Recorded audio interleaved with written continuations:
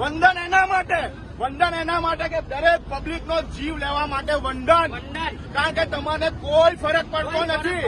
તમે તમારા એસી કમ્પાઉન્ડ થી બહાર આવો, જુઓ પબ્લિક ની દશા શું થતું છે પબ્લિક જોડે. એમને પબ્લિક જોડે શું થયું? બધા ટોલ આપતા છે, બધા ટેક્સ ક્લિયર છે. આવી બધી ઘટના અને હું આજે અહીંયા એટલા માટે આવી ગયો સાહેબ, કારણ કે 6 દિવસ પહેલા મારી જોડે આ ઘટના બની ચૂકેલી છે, જેના ઘાવ મારા હાથ પગ અને મારા મગજ પર છવાઈ ગયા છે. અને આવી ઘટના બીજી વાર ન બને એના માટે મેં તમને વારંવાર કીધેલું હતું કે માતાજીની કૃપા હતી કે હું પોતે બચી ગયેલો હતો, પણ બીજા જેવું બધાનું નસીબ નહીં આવશે. એક રીતે હું આગળ વધીને જો કહું ને સાહેબ, તો મારું શબ્દ ઉચ્ચાર વધશે અને કોઈને મરચા લાગશે, ખોટા મારી પર કોઈ આરોપ લગાવશે, કાલે ઉઠીને મારી પર કોઈ કેસીસ બી બનાવી શકે, પરંતુ હું બોલીશ.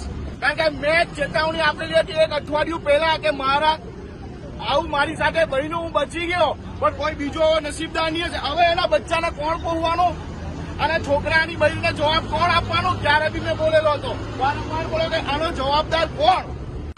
આજે હમણાં એક ભાઈ સવારે નોકરીએ જતો હતો. એ નોકરીએ જતા સમયે એ જયારે બાઇકથી પસાર થતો હતો એ ખાડામાં પડ્યો. જેમ ખાડામાં પડ્યો એના પછાડી ટ્રક ચડી ગઈ.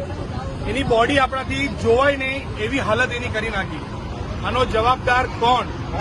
હું એક નાગરિક, જાગૃત નાગરિક તરીકે એક આ જ વસ્તુ ઈચ્છું છું કે આ વસ્તુમાં હાઈવે ઓથોરિટી પર એફઆઈઆર થવી જોઈએ.